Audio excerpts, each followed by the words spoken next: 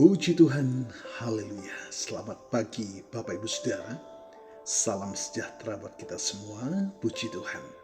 Senang sekali kita dapat berjumpa kembali di pagi hari ini.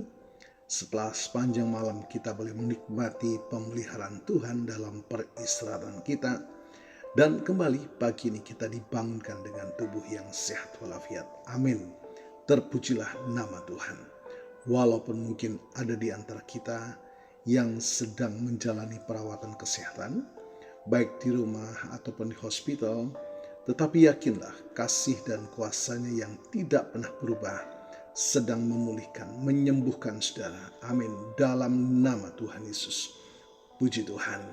Baik Bapak Ibu Saudara, mari kembali pagi hari ini sebelum kita menjalani seluruh aktivitas kita mau datang kepada Tuhan, sumber segalanya dalam hidup kita, sumber kehidupan, sumber damai sejahtera.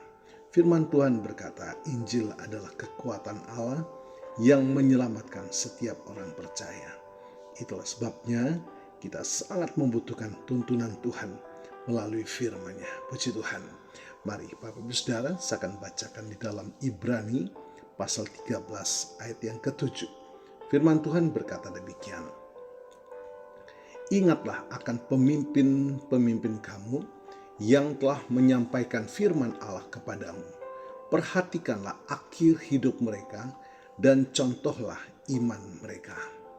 Bapak Ibu Saudara, Alkitab dipenuhi dengan kisah-kisah luar biasa tentang orang-orang biasa yang melakukan hal-hal yang luar biasa melalui iman mereka kepada Allah. Pagi ini kita akan merenungkan beberapa tokoh Alkitab yang menonjol bukan karena kesempurnaan mereka, tetapi karena respon iman mereka yang mendalam kepada panggilan dan janji Tuhan. Kisah hidup mereka menjadi pelajaran berharga dan sumber inspirasi bagi kita dalam perjalanan iman kita kepada Tuhan. Pertama, Abraham, bapak orang beriman. Kita baca dalam Roma pasal 4 ayat 18-21. Abraham dipanggil oleh Tuhan untuk meninggalkan tanah kelahirannya dan pergi ke tempat yang belum ia ketahui. Meskipun di usia senja dan belum memiliki keturunan, Abraham percaya dan taat kepada janji Tuhan bahwa ia akan menjadi bapa banyak bangsa. Iman Abraham diuji ketika ia diperintahkan untuk mempersembahkan Ishak, anak tunggal yang sangat ia kasihi. Ketaatannya yang tanpa ragu menunjukkan imannya yang teguh kepada Allah, yang sanggup membangkitkan orang mati. Pelajaran bagi kita, iman sejati seringkali berarti melangkah keluar dari zona nyaman kita, mempercayai janji Tuhan meskipun secara logika tampak mustahil, dan bersedia menyerahkan yang paling berharga dalam hidup kita kepadanya. Yang kedua, Bapak Ibu Saudara, Musa, pemimpin yang ragu bertumbuh menjadi pembebas. Kita dapat baca dalam Keluaran 3 dan yang keempat. Musa, seorang gembala sederhana dengan latar belakang yang rumit, dipilih oleh Tuhan untuk memimpin bangsa Israel keluar dari perbudakan di Mesir. Awalnya, Musa merasa tidak mampu dan banyak alasan untuk menolak panggilan Tuhan. Namun, melalui perjumpaannya dengan Allah di semak belukar yang menyala dan penyertaan Tuhan yang terus-menerus, Musa bertransformasi menjadi pemimpin yang berani dan setia. Ia memimpin bangsa Israel melalui berbagai tantangan dan mukjizat. Apa yang dapat kita pelajari?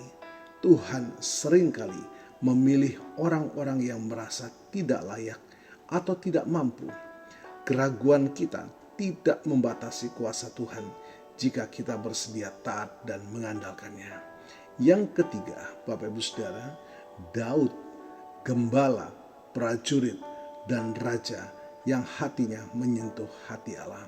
Dalam 1 Samuel 16 dan 2 Samuel 12. Daud, seorang gembala muda, dipilih Tuhan menjadi Raja Israel. Ia dikenal karena keberaniannya mengalahkan Goliat, keterampilan militernya, dan terutama hatinya yang tertuju kepada Allah. Meskipun Daud melakukan dosa besar, ia menunjukkan kerendahan hati dan penyesalannya yang mendalam di hadapan Tuhan. Pengampunan dan pemulihan yang ia terima menjadi bukti kasih karunia Allah yang besar. Pelajaran bagi kita, Bapak Ibu Saudara, Tuhan tidak mencari orang yang sempurna, tetapi orang yang memiliki hati yang sungguh-sungguh mencari dan mengasihinya. Pengakuan dosa dan pertobatan adalah jalan menuju pemulihan dan pengampunan. Yang berikut, Maria, hamba Tuhan yang rendah hati. Dalam Lukas pertama ayat 26-38, Maria, seorang perawan muda dari Nazaret, dipilih oleh Allah untuk mengandung dan melahirkan Yesus Kristus. Respon Maria terhadap panggilan yang luar biasa ini adalah kerendahan hati dan ketaatan. Dikatakan, sesungguhnya aku ini adalah hamba Tuhan, jadilah padaku menurut perkataanmu itu. Ketaatan Maria membuka jalan bagi kedatangan Sang Juru Selamat ke dunia. Kepercayaannya yang sederhana namun mendalam menjadi teladan bagi kita semua. Apa yang dapat kita pelajari dari pribadi seorang Maria? Ketaatan yang rendah hati kepada kehendak Tuhan. Meskipun kita tidak sepenuhnya memahami rencananya, dapat membawa dampak yang kekal. Yang berikut, Petrus, murid yang impulsif, bertransformasi menjadi batu karang gereja. Dalam Matius 16 ayat 13-19 dan Kisah Para Rasul, Petrus adalah seorang murid yang penuh semangat, namun seringkali impulsif dan ragu-ragu. Ia menyangkal Yesus 3 kali sebelum penyaliban. Namun setelah kebangkitan dan pencurahan Roh Kudus, Petrus diubahkan menjadi seorang rasul yang berani dan gigih dalam memberitakan kabar baik. Khotbahnya yang penuh kuasa membawa ribuan orang datang kepada Kristus.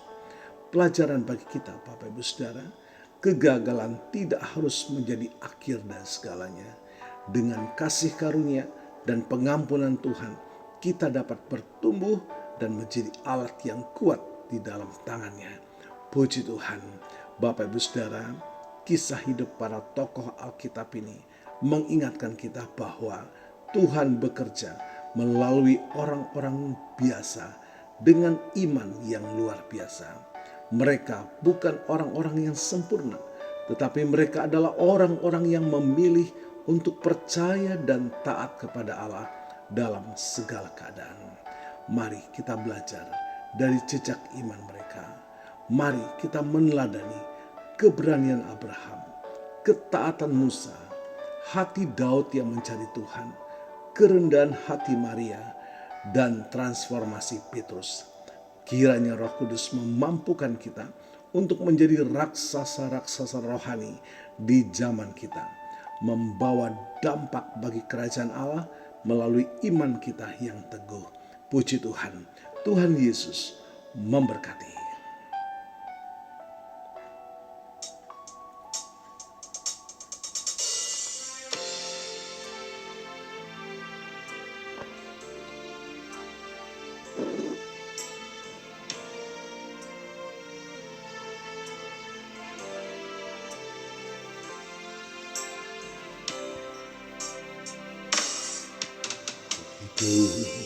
Karena anugerah-Mu tiada satu pun dapat ku banggakan, semua karena cinta-Mu. Ini hidupku, pimpin jalanku. Yesus, pegang erat tanganku, ku tak dapat hidup di luar kasih-Mu. Bapa, jangan tinggalkan aku. Engkau alasan selama ku hidup.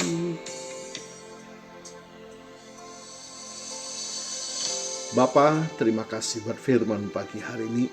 Kami percaya kuasa firman melawat setiap kami, memulihkan iman kami, memulihkan kasih dan pengharapan kami di dalam Engkau. Dan kami percaya kuasa firman melawat setiap kami, memberikan kekuatan baru, kesembuhan, pemulihan, bahkan jalan keluar dalam setiap pergumulan kami. Diberkati kami semua pagi hari ini. Dan hamba-Mu berdoa bagi Bapak Ibu Saudara yang berulang tahun di hari ini, kiranya anugerah, berkat dan kasih karunia Tuhan memberkati saudara, baik dalam kehidupan pribadi maupun dalam kehidupan rumah tangga, pernikahan saudara. Diberkatilah dalam nama Tuhan Yesus. Puji Tuhan. Mari kita terima berkat Tuhan. Tuhan memberkati dan melindungimu. Tuhan menyinari engkau dengan wajahnya dan memberikan engkau kasih karunia. Tuhan menghadapkan wajahnya kepadamu dan memberikan engkau damai sejahtera. Bapak Ibu Saudara, terimalah berkat Tuhan atas seluruh hidupmu. Terimalah berkat Tuhan atas rumah tanggamu. Terimalah berkat Tuhan atas usaha, dagang dan pekerjaanmu. Terimalah berkat Tuhan atas pendidikan dan masa depanmu. Dan terimalah berkat Tuhan atas iman, ibadah, dan pelayananmu kepada Tuhan. Diberkatilah engkau berlimpah-limpah, baik jasmani dan rohani, hari ini sepanjang masa, sampai Tuhan Yesus datang kembali, di dalam berkat nama Tuhan Yesus Kristus. Haleluya, haleluya, amin. Puji Tuhan. Bapak Ibu Saudara, selamat pagi, selamat beraktivitas. Tuhan Yesus memberkati.